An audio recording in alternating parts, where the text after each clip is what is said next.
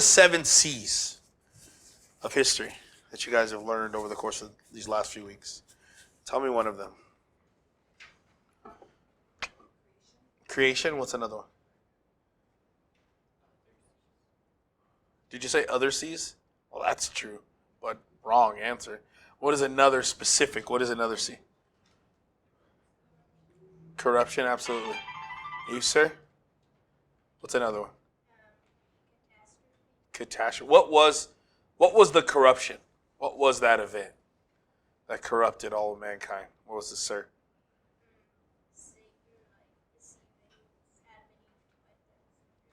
Yep, Adam's sin. Okay, what was the catastrophe? The flood. Okay, what's the next C? I mean, it's technically on your paper, but whatever.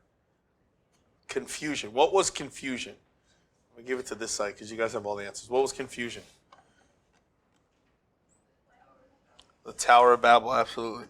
What's the next C? Come on, Team FJ, dude. You guys have the paper right there. That's right. You said other C's? No, that's not a C. That's an O and then a C. It has to start with C or else it doesn't count. That's why, 7 C's, like the ocean. No? Okay. What's after Christ? What was that about? Yeah, so Christ would leave heaven, come to earth, and then he was loved by everyone, embraced by everyone, got super rich, and lived a good life. Is that how it worked out? No, he went to the cross, right? And what's the last C? What is the last C? Who's going to take their shot at this big word? Consummation. And what is that?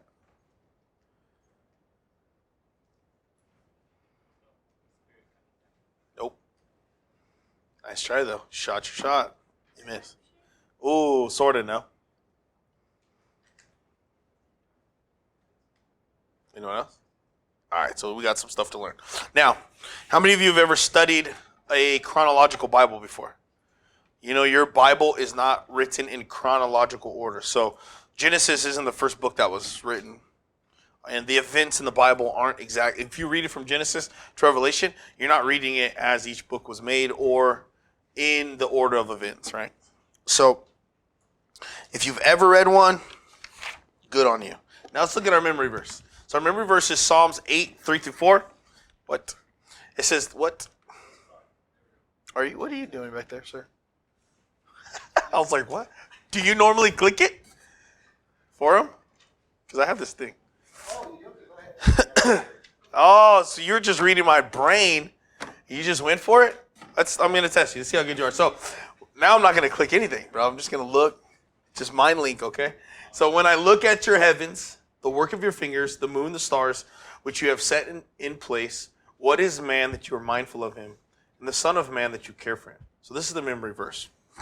Now, what we're going to do today is we're going to go through this paperwork, and we're going to go through each event, and we're going to give about when it happened, so that you can start to build at least the length in your head, how far apart these events are, or how close, and then how long the earth has been around. So let's go to the first C. So if we look at this next slide, you'll see these events. Moses, Abraham, the Battle of Jericho, Christ's birth, the Tower of Babel, Adam, the flood. Are these in order? What should be the first?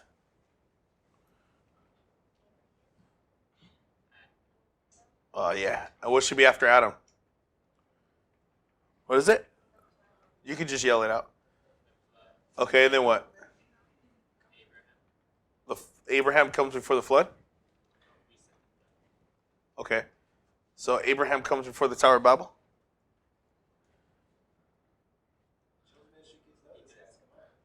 He does not, right? So we're going to start to put all this together as we go through. So let's look at the next slide. And let's talk about the first C. Now, the first C is, of course, creation. Now, you guys have your comparison sheet, and you're going to see creation there. Now, who can read this for me? Who can read it now? Do you like dots? Have you ever had them before? Okay, read it.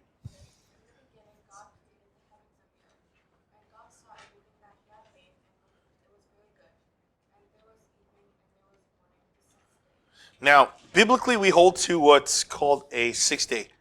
All right, so we believe that 6 days, not 6 million years, not 60 million, not 60 billion, not 6 years, but 6 days. Now, this phrase, the heavens and the earth, is a figure of speech that includes the entire universe. Much like we say the whole 9 yards, or high or low, or head to toe, to describe the totality of something. The universe was all very good when God finished it. Now, as we take a plain or grammatical look at these verses, God created the universe over a period of 6 24-hour days and then rested on the seventh. Now, moving on just a little bit. So in this first section, you're going to write 4,000 BC. And here's your dots. So this first one, you're going to write 4,000 BC. Now, the biblical view is God created the universe in 6 24-hour days. That's that next square. Biblical view is God created the universe in 6 24-hour days. Not 6 years. And then he rested on the seventh, which is pretty straightforward. I guess my thought has always been I haven't had to wrestle with, okay, how he made it in 6 days. My thought is always like, why? Why 6? Like, he could have just been done in 1. He could have been done in a second. Like, why? Why stretch it out? Right? That's always been my thought. People are like, well, how could he do it in 6 days? Well, how could he do it at all? First, second, why didn't he just do it in 1? And that was for us, right? That we would have these days. There's something for us to learn about him and our relationship with him. And then, so when we're done, well, before we get to the end, you guys are going to have the first 2 columns filled out. And then at the very end, then we'll do the last, all right? So make sure you get that. So the biblical view is God created everything in 6 24-hour days. Now, moving on. All right. So let's move on to the next C. Now, God created a perfect universe that was free of death, disease, sin, suffering, all of that. But obviously, it quickly changed. So here you have God making everything perfect, and then you made man, everything was all good, no disease, no suffering, no COVID, right? But obviously, it changed, and it changed pretty quick. I don't know how long it would have taken you to fall into sin against a holy God if you were the Adam, or if you were the Eve. Like, how long would it take you? A week, 2 weeks, a month, a year? At some point, I think someone would have done it, right? Like, if Satan could deceive the first 2 people, pretty sure he could deceive all the people, right, to follow except for Jesus. Well, let's look at this. Because after him creating everything perfect, this is the follow-up. So who can read this for me? Hit it. You're going to read both verses.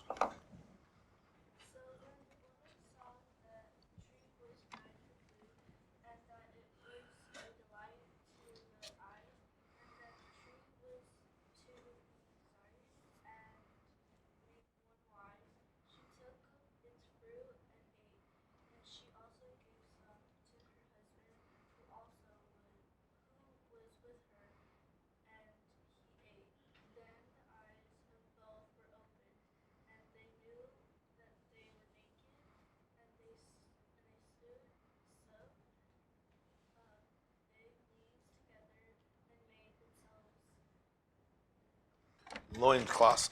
Perfect. So here you have Adam and Eve falling into sin. And they figured out very quickly that they were naked, they needed clothes. You know that they were afraid and scared of God. And so they hid, and then they eventually got clothes from God. Sorry, I didn't play softball. So here you have corruption. Now, although the scripture does not, I repeat, it does not give us a time frame, most commentators suggest that sin entered the world soon after the close of creation week. So sometime close to the beginning, after God had made everything, Everything was all fresh, brand new. Man was living its best life. And then sometime soon after, they fell into sin. So maybe a week or so, who knows. But we will discuss some of the reasons for this later. So the second C is corruption. And it's very close to the original creation. This act of treason against God impacted not only Adam and Eve, but also the entire universe, is what we read in Romans 8:20 through 22. You see that the whole universe is groaning because of sin. Now, the world quickly changed into an environment married to sin. So now you can't separate yourself from the sin, per se, that you're doing, apart from Jesus, right? Now, people who were made to be dependent on God, like which is all of us, we all now strive to be self-sufficient, to be self-reliant, to live your life without God. Now, for this, mark in your papers, corruption. Let's put it at 4000 BC also. And then you're going to put Adam and Eve brought sin into the world. Adam and Eve brought sin into the world. So you're at 4000 BC.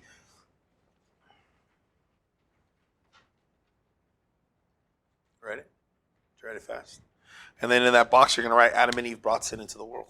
And that's corruption. So now, creation, 4000 BC, sometime close. Within that year, those guys fell into sin and started spiraling into this madness that we're in right now. Of sin, death, disease, suffering, sorrow, pain, and so on. Now let's talk about the next C. Now the next C, you guys know to be catastrophe. Now this was about 2300 BC, 1600 years after Adam's creation. God chose to judge mankind with a global flood that would also destroy all of the earth-breathing, land-dwelling creatures.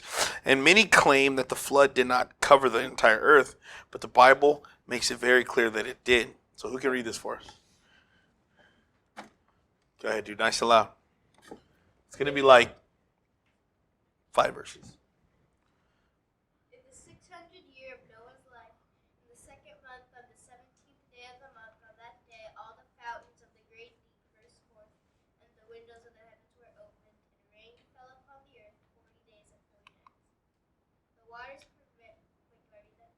Yeah, keep going. The waters prevailed and increased greatly on the earth, and the ark floated on the face of the waters. And the waters prevailed so mightily on the earth that all the high mountains under the whole heaven were covered. Dang. The waters prevailed above the mountains, covering them 15 cubits deep. And all the flesh died that moved on the earth, birds, livestock, and beasts, all swarming creatures that swarm on the earth, and all mankind. Dang. Does that sound good or bad? Good or bad? What do you guys think? Would you have liked to have been on the earth in this day? No way, because you probably wouldn't have went with Noah, because nobody did. Now, what I was telling the first service is, this is a pretty sad event, right? Like, you kind of don't get the whole scope of it, how sad it actually is, but here you have all mankind being wiped out, and there's a guy who was warning them and warning them and warning them and warning them, and they didn't listen. And then imagine the rain finally starts to fall, and they probably figured out, oh man, that guy, the boat. Just think of people like banging on the boat trying to get in. Or moms pleading for them to take the baby, right? Trying to throw them up there, but it was too late. It's not funny. Why would you laugh? Having to catch the baby as they came back down. It's a sad thing, right? And then the world was wiped out. Now, people say, well, this was just a local flood. It was just it was just like the Inland Empire flooded only. But when you read through this, all the mountains were covered in water up to 15 cubits. A cubit would be like this. 15 of these above the top of every mountain on the earth. It's pretty big. So the results of this flood were obviously global. And the effects of it, you see it today, like rock layers. When you study rocks, if those of you guys who like geology and all that stuff, you'll see that there's different rock layers, and these rock layers are all across the world. And then there's billions of dead things that are buried in the flood. The rock layers that extend across the continents cannot be explained apart from a global event that would have caused them to be deposited. Now, this event, this catastrophe, about 2350 BC. And then you're going to write a worldwide flood. The biblical view is that around this time, there was a worldwide flood where all the air-breathing animals were destroyed. And God spared the people on the ark. Now, in the later lessons, we'll look at how the animals fit on the ark. Because how do you do that? How do you fit an elephant onto a boat like that? I mean, the boat is gigantic, but how do you fit an elephant on there, let alone two? How do you fit a giraffe? Like, how would you do it? How would you get elephants onto your little boat? How? Would you take full-grown elephants or baby elephants? I'll buy a baby. I'm sure the babies are probably like this big anyway. I don't know. Baby giraffes are still probably big, but they're smaller than a giant giraffe, right? Now, let's look at this next one.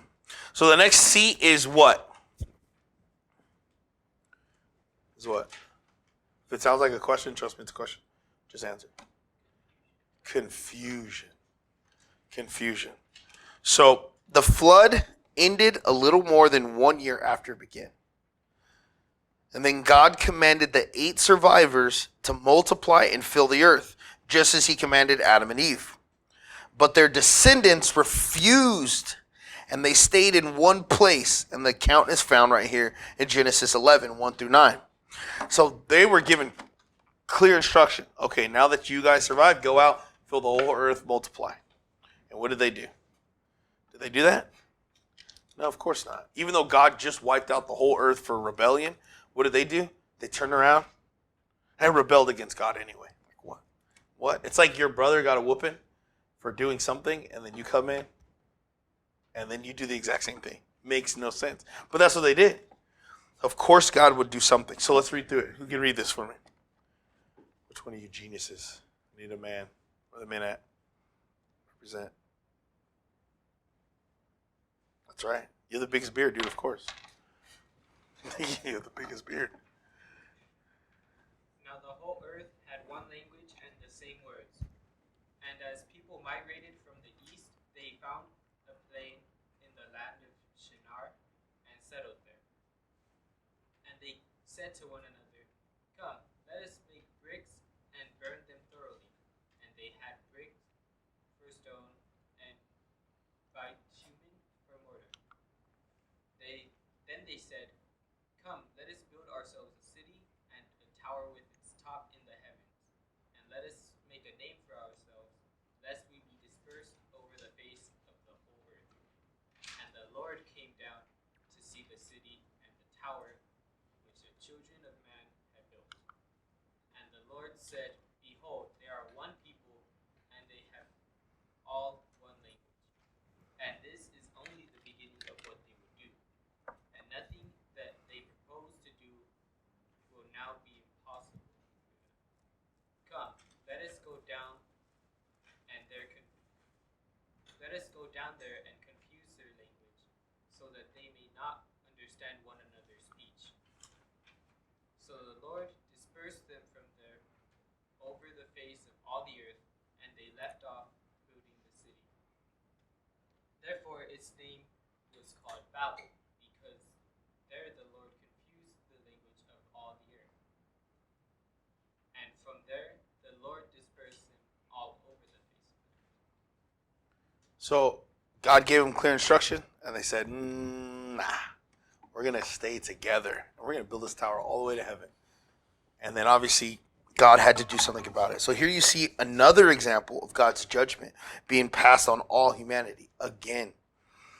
And now because of their pride and rebellion, God confused the languages of the people, resulting in various families scattering around the globe. Now we have a record of these families and where they settled in Genesis chapter 10.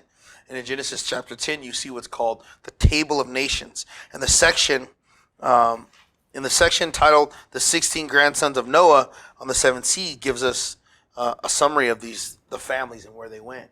But here you have the breaking up of all of the people that did the opposite of what God said. Like don't think God will not judge sin. He will. There's coming a day where God will judge all unforgiven sin, all. And so here you have these people rebelling right away. Now, tucked into Genesis 10 is a clue that helps us determine like the timing of this event by this guy named Peleg. Peleg was born and given the name because in his days, the earth was divided. Since we know when Peleg lived, we can determine that the events of Babel happened around 2240 BC. So right here you have confusion, right? 2240 BC, and right, God confused the language, causing the people to be spread out on the earth. So this one, the confusion happened 2240 BC. Skills. Nice catch. So now we're getting closer and closer to our date, right? Or closer and closer at least to some of the events that you may know.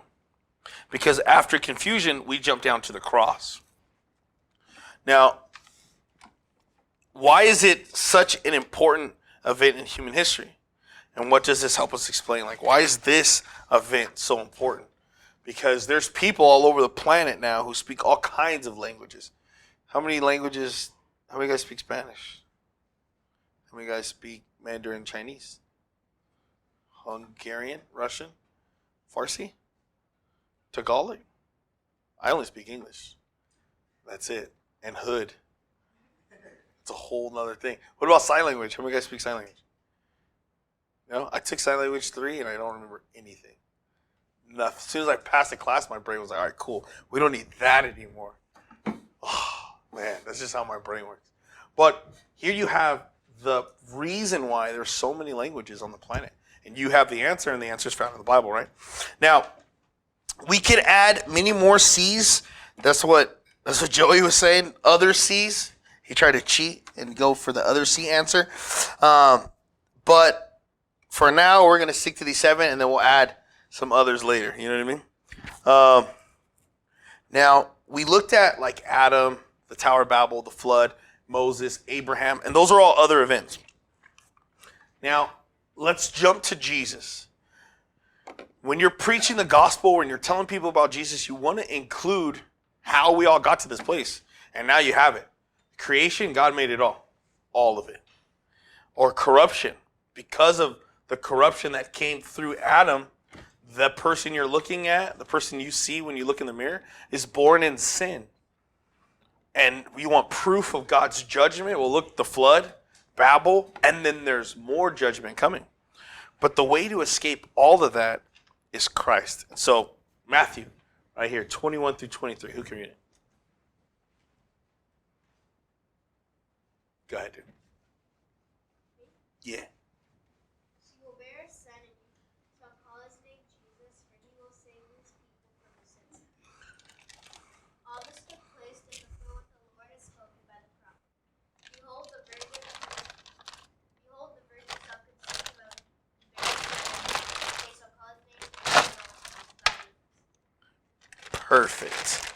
Now, this is obviously our favorite part. What holiday's coming up next week? Or this week? Ha! Surprise, there's 2. Thanksgiving's coming up this week. What holiday's coming up after that?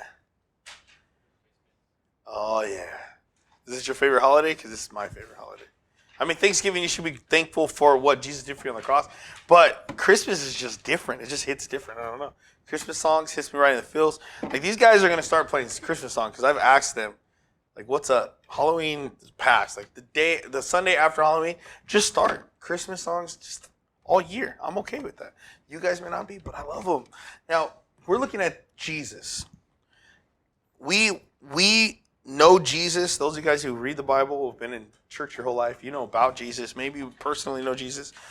But Adam brought sin into the world. Now, Jesus came to earth to save us from our sins, to save his people from their sins specifically. Now, which of the 7 C's saw sin enter into the world? Which one of the 7 C's is about sin entering into the world? You tell me while I drink. Corruption. Now, this corruption runs deep, man, and everybody's affected. Now, Jesus was the fulfillment of the promise that God made to Eve after she sinned. So after she sinned, God handed out curses to Satan, to Eve, to man, and he made a promise to her. And Jesus was the fulfillment of that promise, that a seed would come and would bruise or crush the head of the serpent, being Satan. Now, the fulfillment of this was 2,000 years ago, because we're in 2020, right? Still? Man, this year is long. Woo. What if 2021 is worse? People who think it can't get worse, but Revelation says it's going to get crazy. 2021 could be like 6 times worse. Imagine next year you're like, man, I missed 2020. Why can't it just be COVID? Anyway, so let's put Christ at 5 BC. 5 BC, Christ came to earth. Christ is God who came to earth as a man and lived a perfect life. That's 5 BC. So we went from 4,000, 2,300, 2,200, boom, huge jump to Christ's birth. Now, Christ lived a perfect and sinless life in perfect accord or unity with his Father's will. As Adam represented sin entering the world, Christ represents righteousness coming into the world. All people are born into Adam's sin and cannot be reconciled to God on their own. You can't be cleansed on your own. You can't mend the relationship between you and God on your own. You need Jesus. Now, we all need someone to take away our sins. And then it's not just take away the sins, you need righteousness in its place. And Jesus is the one who did that, which takes us to his death on the cross. It says, what was the point of Christ's death? Like, why did he die on the cross? Give me some of the reasons.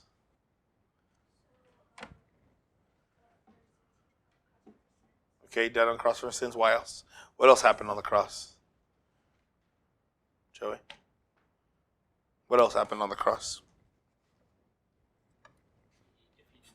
Ooh, he defeated death. What else happened on the cross? Skills. What else? What else happened on the cross? I can't look at you and throw it because I'm supposed to be recording. You know what I mean? They're at home watching me throw stuff into nothing. They don't even know if you're here. I could be in a room by myself. They don't know that. What else happened on the cross? You guys ever heard the Bible before or anything? Wow. Kid. Dang, that's good. So we didn't have to pay the price.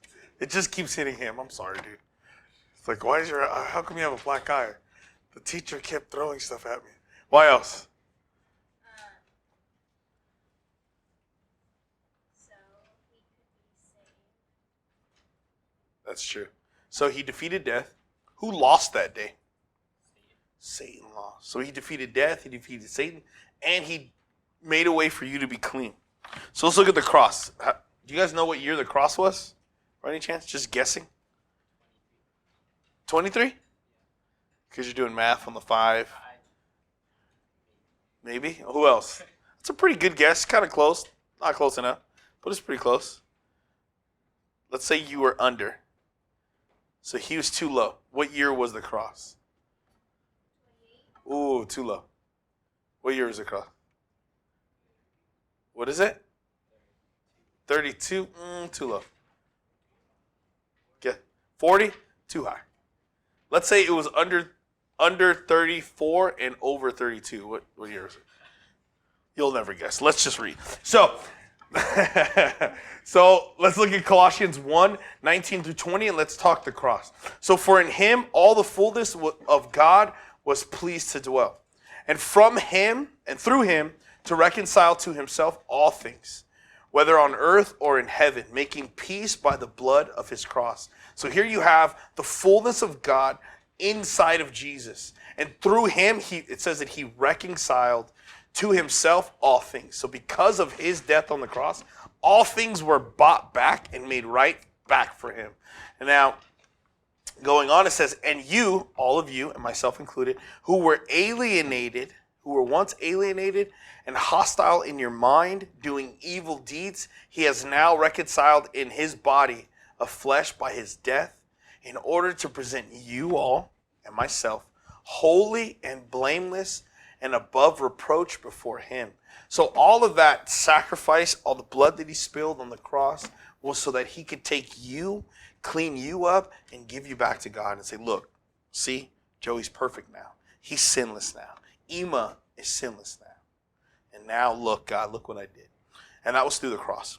So when you think about the cross and the death of the cross, Joey guessed 23. Somebody guessed 40. Too far. Boom. Let's put 80-33. 80-33. Christ's death on the cross and his resurrection brought the hope of eternal life. So that's going to be AD 33. Now the final C in Earth's history is consummation. Now this is not truly a historical event since it hasn't happened yet. So like this, the next C, consummation, you can't really put a date on it because it hasn't happened yet, right? We're still waiting for that to happen. And as each day goes on, man, we get closer and closer and closer and closer and closer. Now, we know with a certainty that Christ will return to the earth and reverse all the effects of the curse, right? And he's going to bring a new heaven and a new earth. Now, let's look at this consummation. Boom, because we don't have a date. All right, who's going to read it? Hit me with it. Anyone? Any human? Then I saw a new heaven and a new earth, for the first heaven and the first earth had passed away, and the sea was no more. And I saw the holy city, New Jerusalem, coming down out of heaven from God, prepared as a bride adorned for her husband. And I heard a loud voice from the throne saying, behold, the dwelling place of God is with man. He will dwell with them, and they will be his people, and God himself will be with them as their God. He will wipe away every tear from their eyes, and death shall be no more, neither shall there be more Morning.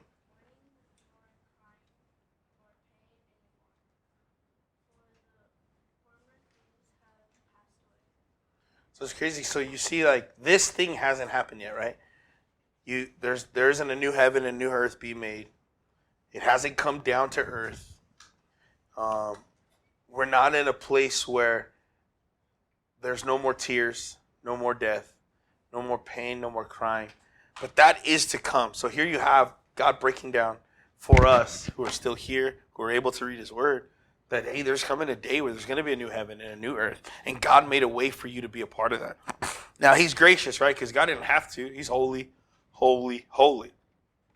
He didn't have to do anything for us because he's God. But he did. But that's history in a nutshell. So under the biblical view, across from consummation, right? New heaven, new earth, new Jerusalem. No death, no pain, no sorrow. Got it? New heaven, new earth. Now, let's talk about what the world says and the madness that they come up with. Got to come up with something if you're not going to believe in God, right? You're going to believe in something, and it's going to come down to faith because that's how we're built. So someone can say they don't believe in God. They're going to then exchange belief in God for a belief in something else. And it will always come down to belief. Because were you there when it all started? No. Were they there? No. They're going to need to believe in something still, because that's how we're made. So, now that we've gone through the 7 C's of history, let's talk about the secular view. Now, secular is basically like a, let's say, atheistic view. Someone who doesn't believe in God, what do they believe? That would be a secular. Now, what is the most popular idea of how the universe began? Imagine? That's crazy. Big Bang. Can you get something from nothing? You ever just walk into the kitchen and you open the microwave and there's some like bomb tacos already in there that just came out of nowhere? Nope. You ever just walk to the fridge and you're just like, boom, there's like all the food It's always there. It always replenishes itself. No way. You ever just, like, as soon as I finish this, can I just wait a little while and more water just magically appears? Now, heck, no, nothing works like that. If I told you that all this stuff in here, the guitars, the chairs, the lights, everything just came into being. It just happened. It just happened. Before you walked in, boom, the chairs lined up. Everything just worked out perfect. Would you believe me? No way. You'd be like, man, you're crazy. This guy's crazy. Tell me more. Right? Well, they say Big Bang. So let's look over here on the secular view. You're going to write Big Bang. How many years ago did they say that happened? Huh, Ema? How many years ago did they say the Big Bang happened? How many billions?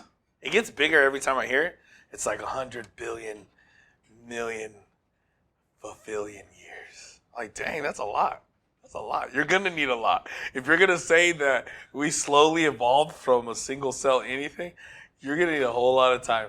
They just keep throwing more time. That way your brain just starts glitching out. And you're like, yeah, I mean, I guess over 100 billion, trillion years, maybe. No way.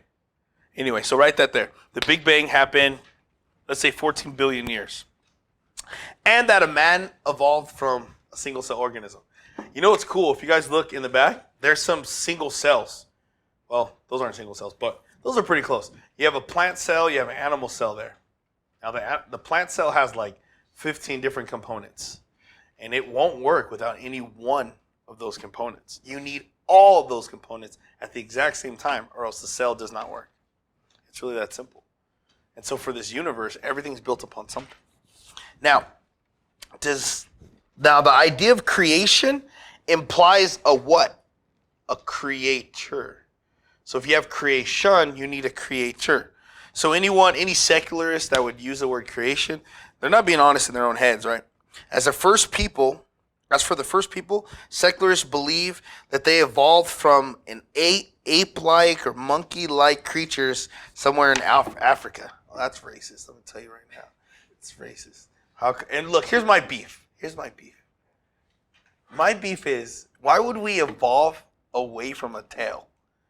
Like, I would love to have a tail. Imagine, I could be drinking this. I could be holding it right now.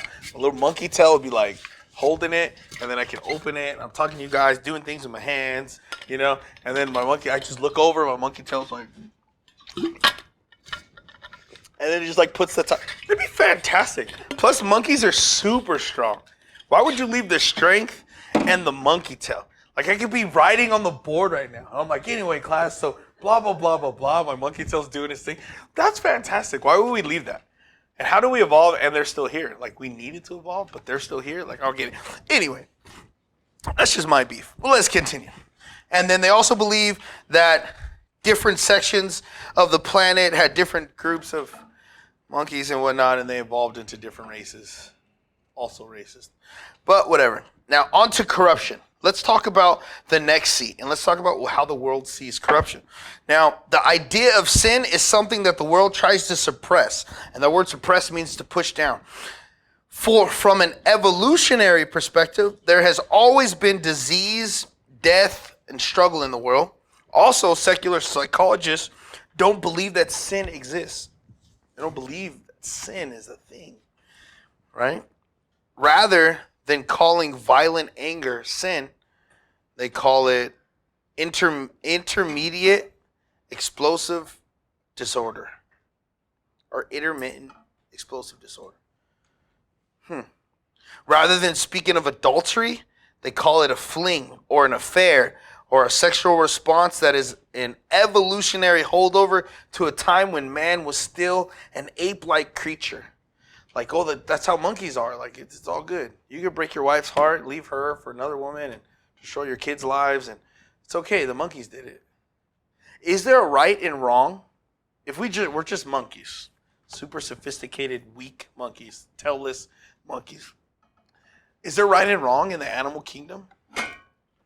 Is there like good and evil in the animal kingdom? Is there? Have you watched Animal Planet? Have you seen the Discovery Channel? How lions, what do they do? What do they eat? Plants?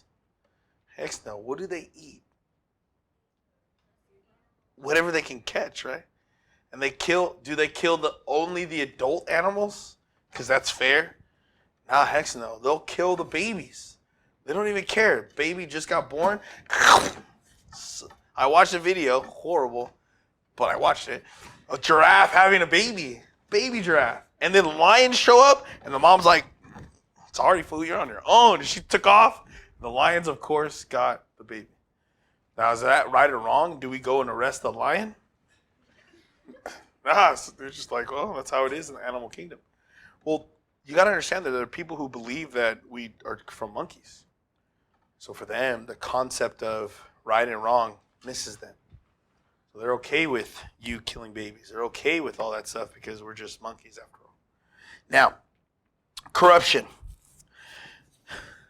Let's talk a little bit about it. A little more about it. Rather than being born into Adam's sin, the secular view teaches that we're born a blank slate and we learn bad behavior from our environment. Is that true? How many of you guys had little brothers or sisters? Like, have you seen little kids? Like, have you seen 3-year-olds? Like, babies are super cute. They come out, they're all adorable, they smell great, it's all cool. Then they start crawling, and that's awesome. And then they start to kind of walk, and that's adorable. And then what? Then they start talking, and then they're like, mine. Or they're like, no.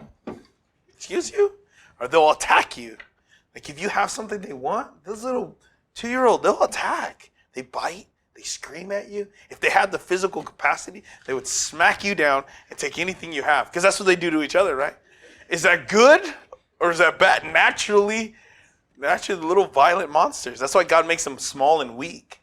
Because if they're full grown, it'd be a whole nother story. They just bash your head and then they take the candy and they're good, right? Well, that sin nature is evident and is there from the beginning. Now, for corruption, right?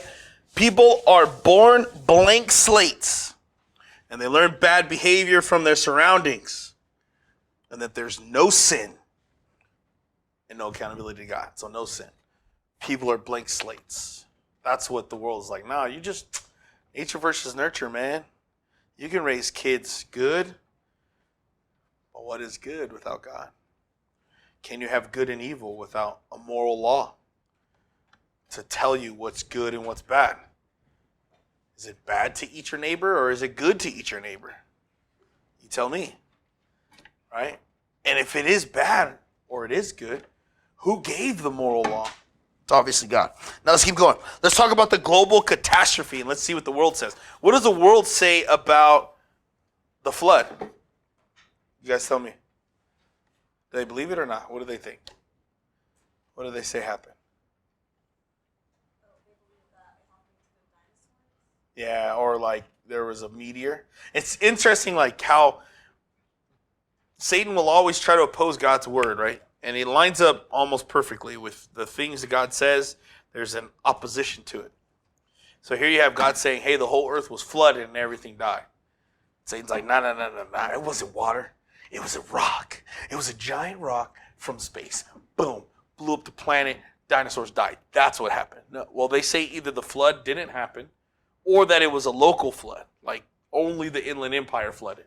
When it's clear, when we read, the whole planet, all the mountains covered in water. It's cool because oceanographers,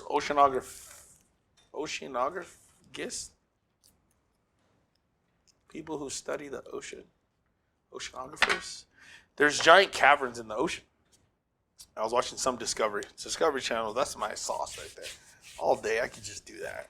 Like animals attacking Shark Week. Well, one of them was saying that there's gigantic caverns in the ocean and that if one of them were to close, it'd be enough to fill the planet. Which is weird because when you read the account in Genesis, it says the waters from the deep and waters from heaven, which is interesting. So in this catastrophe, they say that the flood was a myth, or if it happened, it was just local. So let's move on to the next one. Confusion. How do you think? So if the flood was a myth, how would the world view the events of Babel? What does the world say about all the languages that are on the planet? What do they think? What have you been taught? Or what have you heard? How do all the languages get here? You guys have no idea? No teachers ever said anything? You guys have never asked a question? How many of you guys were raised in the church? You've been to church since you were a little kid. How many of you guys go to public school? Was your teachers you never asked? What do they say about the languages on the planet? How did they get here? It just happened? Monkeys being monkeys? That's all it is? Just a bunch of monkeys being monkeys, man. I don't know. All right. Well, the confusion, the Tower of Babel story is rejected altogether. So when you write the secular view, you can write that they believe there was no Tower of Babel and they just assume monkeys came up with their own languages on Africa and in Russia and in South America and so on, rather than the biblical account of God saying, separate. Now let's talk about Jesus. What do they say about Jesus? What else is here? Nice. What does the world say about Jesus? What do they believe about him? What do non-believers say about Jesus? He's not real, that's one. What else? He's just a regular dude. What else? You ever heard that he's a good teacher? I had a Muslim guy tell me that he's just a prophet. He's the honorable prophet, Jesus. He's an evil person. I've heard that one time. Now, the guy was an atheist, and I think he was just doing it just to, like, poke at me a little bit. But he's like, no, Jesus was evil. He stole a donkey, right? Remember he took the donkey? Like, he's a donkey thief. It just made me laugh. That's fantastic. He stole a donkey. So, on your secular view, you're right that Jesus was a good teacher. Some people say that he was a good teacher. Someone you can listen to his stuff, but definitely he was not the Son of God. That's what they believe. Now let's talk about the cross. Why does what do they think when they think about the cross? What was it for? What does the world say about the cross? Jesus at the cross? Because historically you can find the event. What do you think they say? That it was just another guy dying? Another donkey thief dying on the cross? Well, one of the things they say is that he might have died on the cross, but it wasn't to save our life. It either didn't happen, or it happened for good reason, and it wasn't to save our souls. Now, lastly, guys, is consummation. Now, what does the world think about heaven? They obviously don't. They say that there's no soul. So on the secular view, there's no soul, no eternal life, that we just cease to exist. You just die and then nothing. Which is interesting because you exist not on this physical plane, right? Because you have your physical body, but then you have your thoughts. Do your thoughts have weight? Are your thoughts heavy? Are your thoughts taking up space? And then are your thoughts governed by time even? Because you can think so fast. I can do this and you've already formed a thought before I'm even said anything about it. Your brain acknowledged and thought about it. And you could be thinking about your own thing. How many guys daydream all the time? Your problem is you're listening, but then your brain just goes like, and your mouth drops. And then when you come back, somebody's like this. You're like, what? And you were miles and miles and miles. You were light years away. Or you were in the past where your thoughts, they're not tied to this place. They're not physical things. So your thoughts are on a whole other plane of existence. So to think that this world is just physical would be crazy when everything that makes up you is not physical. Anyway, so let's go ahead and pray, guys. Let's go ahead and pray because I think, oh no, we have plenty. We have time. Ha! Ha! You thought? I saw the worship team and I'm like, oh man, really? Wow. That last part sped up. Anyway, so let's look at this last part. Okay. Now we know these events, they've all happened. But this is how they would have happened. Adam, then the flood, Tower of Babel, Abraham, Moses, the Battle of Jericho, Christ's birth. Now the chart that they gave me, this like gigantic thing, and I don't know what I did with it. There's something that I'm supposed to print for you guys, but it's basically the same size of that shrunken down. Like you can't Can't even read anything. I can't even like get it to print right. So we got to figure that out. That way you have a timeline of events. Now, we talked about this. Now let me ask you. What things in our culture, like movies, music, television, sports, things you see, how can you relate or how can you think of these things to relate to the Bible or the gospel? Can you give me some examples of things in the world that line up with the gospel or the Bible?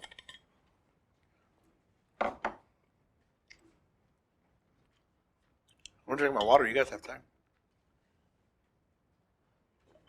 No movie, no music, no nothing you've seen, nothing you've witnessed in the world that reminds you of the Bible.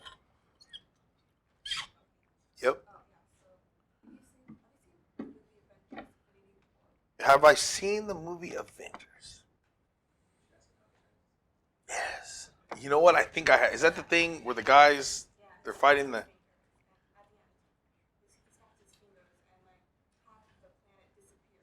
Okay. You know what? That's really good. So she said, which one was that? I have to pretend like I don't know. I know exactly what you're talking about. I've seen it a gang of times. So you're saying when Thanos snaps his fingers and half the world is gone? It's like half the world and all the living things, and they're gone, right? They're just gone. And they're like, why they gotta kill Black Panther like that? Scandalous, dude. He gone. And now he's really gone. Well, she says it's like, why is that funny? Because the guy's dead. Like, why are you guys laughing? She says it's like the rapture.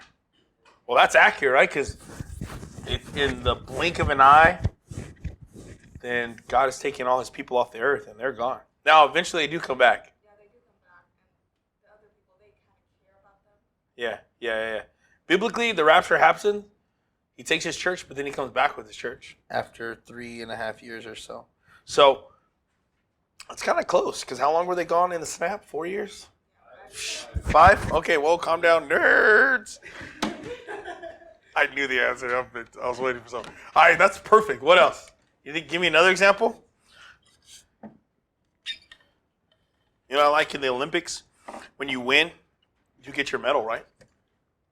And back in the days, they would give you you'd go before the Caesar and you get your little wreath, your crown would be like something that perishes. It'd be like a little wreath, like an olive wreath or whatever.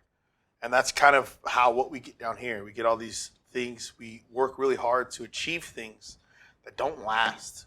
Like I had talked about the first service, I'd asked someone to help me, and when nobody got up, I obviously made a joke about everybody not running and all that stuff. The obvious joke. I went for the easy, low-hanging fruit. But the person who finally did, man, when we do good things unto the Lord, actual good things unto the Lord, the Bible says that we earn like rewards in heaven that don't perish. So whenever I think about trophies down here, have you guys ever played sports, gotten trophies for winning things? Don't you love those trophies? Don't you look at them every day? No, heck no. Those things are in a box somewhere in the garage. You don't even care. When you first got it, you were like, oh, yeah. And then you went for your pizza party, and then you forgot all about that thing. And that thing is useless now. It actually has no weight. And when I think about the awards we get in heaven, I think about how all the things down here are perishing. Right? What else? What else can you guys give me another example? Maybe of some other movie you watched that reminds you of anything biblical? Joey? I like picking on Joey because he plays Yu-Gi-Oh. You don't have any Yu-Gi-Oh card that you could reference to like scripture or power of the Holy Spirit or God bringing down judgment? There's no like Yu-Gi-Oh thing that brings down fire from heaven because that happens in the Bible. There's no one who rises from the dead. Is there any movies about people rising from the dead? There's no Yu-Gi-Oh card that can bring you back from the dead? I think give him a hard time. He has so much knowledge in his brain. That's why I like choosing.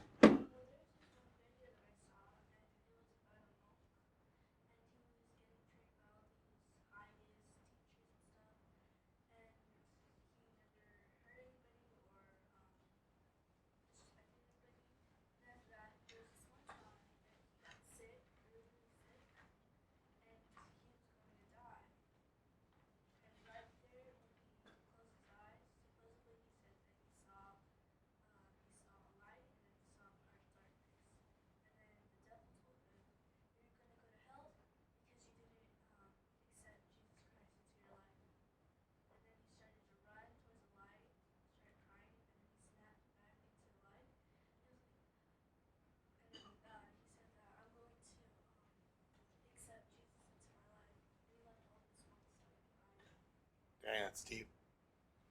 That's deep. We hope that our near-death experiences are like that. There's a lot of people who are banking on just one last shot. I'm going to give my life to the Lord on my deathbed. Like, that's what I'm going to do. I'm going to wait. I'm going to do as much sin as I can now. And then right before I die, Jesus, save my soul. Do you think that works? That's a risky plan, man. That's a super risky plan.